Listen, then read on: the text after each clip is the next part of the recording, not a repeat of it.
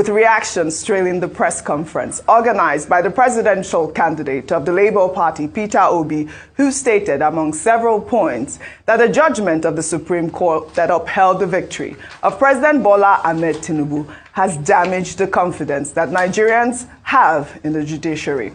Tr0uble spoke in Abuja on Monday, 10 days after the Supreme Court of Nigeria affirmed Tinubu as Nigeria's president. Addressing the press, Tr0uble condemned the Independent National Electoral Commission, saying the commission displayed incompetence during the elections.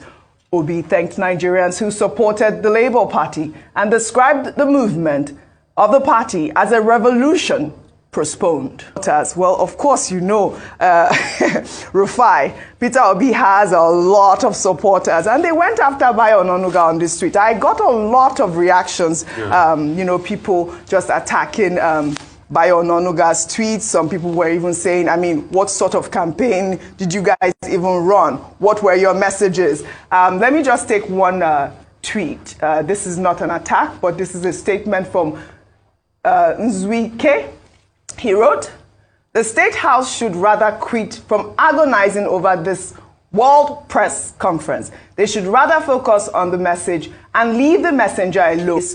Quite some pertinent issues that if the State House was sincere and people enthroned would have taken cognizance of, issues like why we allocated such ridiculous amount of money to the office of the First Lady, an office that has no constitutional representation. But no, as always, the State House has left matters of significant prominence to start raving over the love Nigerians have for the messenger and his message.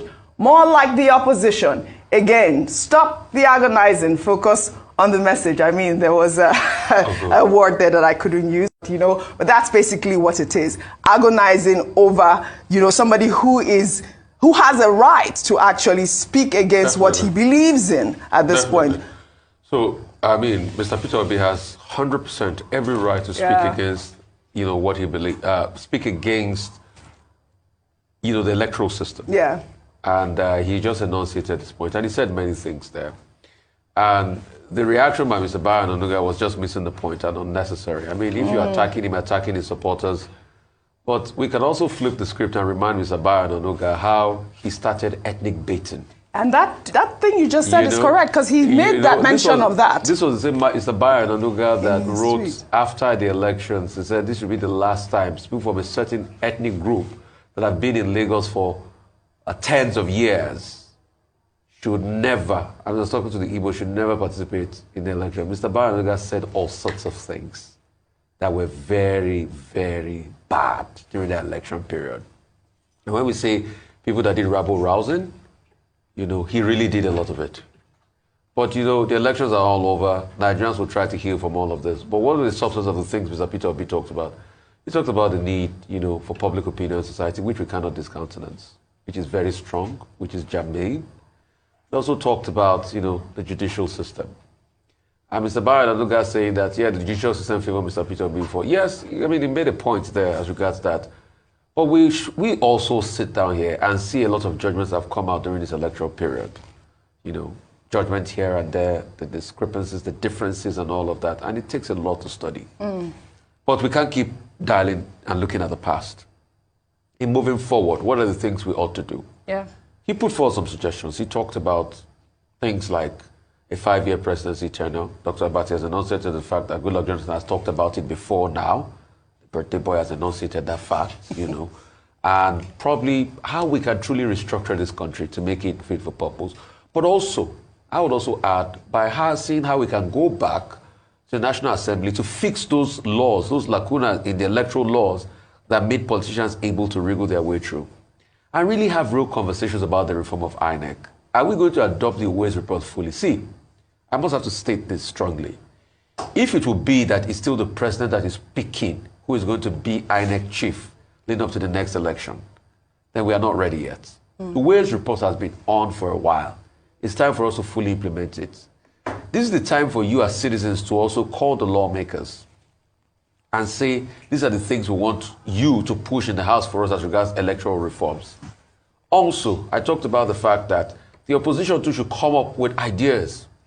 So it's not just, opposition is not just about criticizing the government on ground, but what are your counter ideas to what they have? That's why, yes, President, presidential candidate of the Labour Party, Tr0uble, talked about the office of the First Lady and all of that. That should not be the case.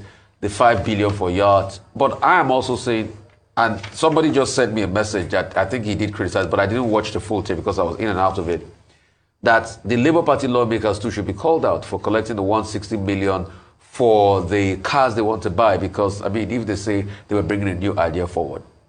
So this is the time for us to be able to effectively run our government and run our country. And we must have a boisterous and strong opposition. Yes, you know, this is the time to run our government. Yeah. They should have a think tank. They must have ideas they are putting forward. And we must have a robust political space.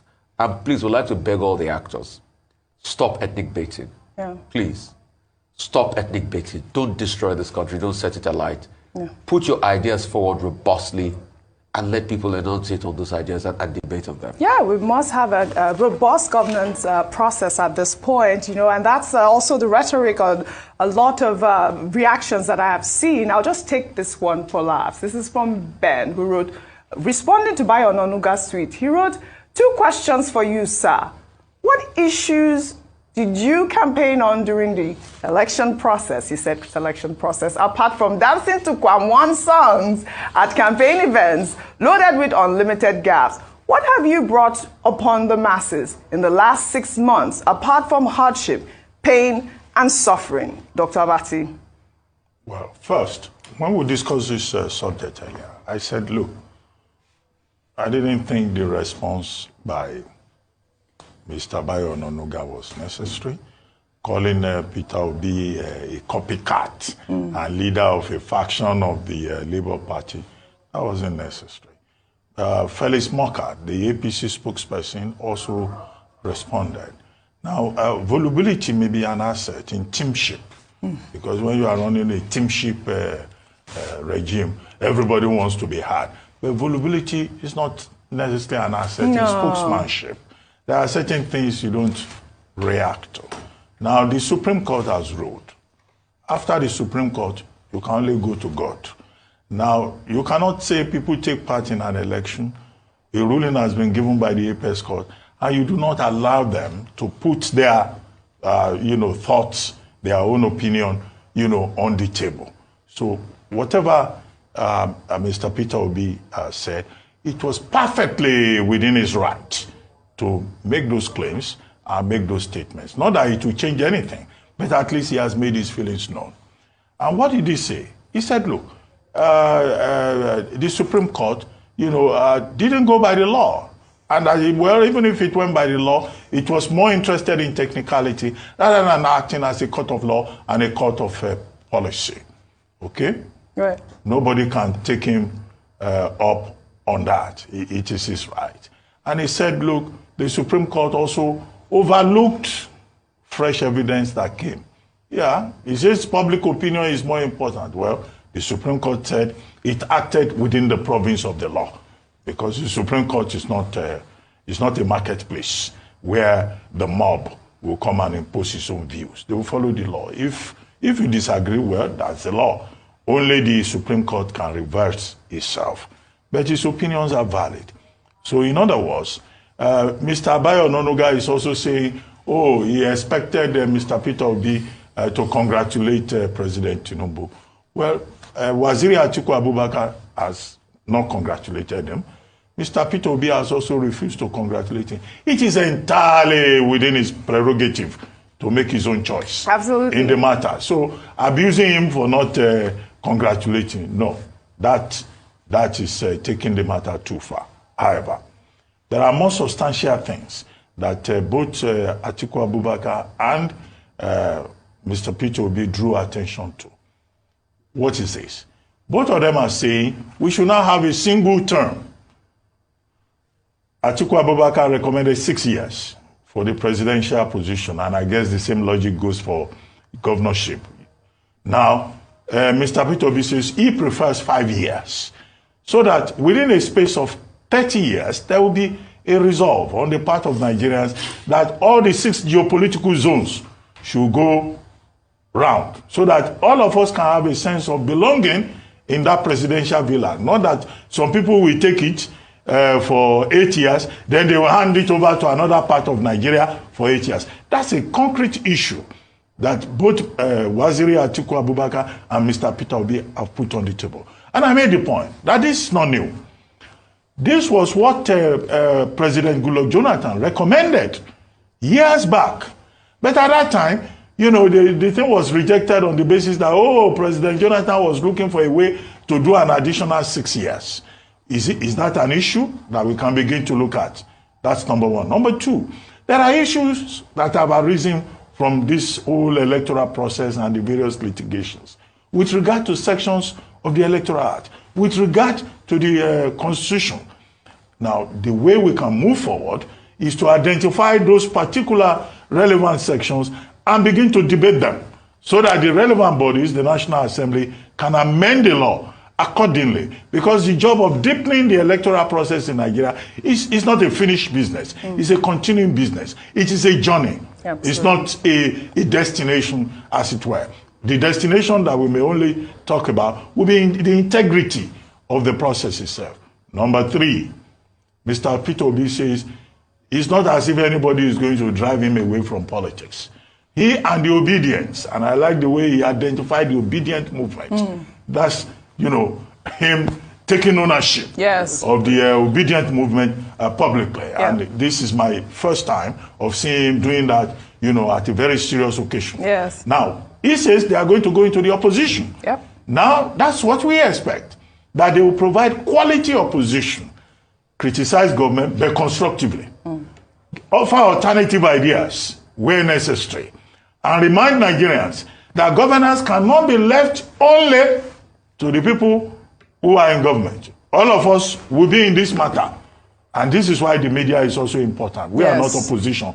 We are just professionals. Finally, he was recommending a quasi-parliamentary presidential system of governance, saying that those in leadership positions must also be involved in the legislature. Now, that's like a parliamentary system. In some countries, you have a mixed system where you have presidential parliamentary. And it's not a fresh idea. Some people have also suggested that in the past. Can we also look at that? So we should focus on the ideas at this point and stop focusing on calling people a copycat, this and that. At the end of the day, Mr. Peter Obi is a citizen. Yes. And he has rights under the Constitution. And those rights include expressing his opinion about how Nigeria should move forward. I love it. Both of you, well done. A great advocacy for moving Nigeria forward. We'll head over to Abia State.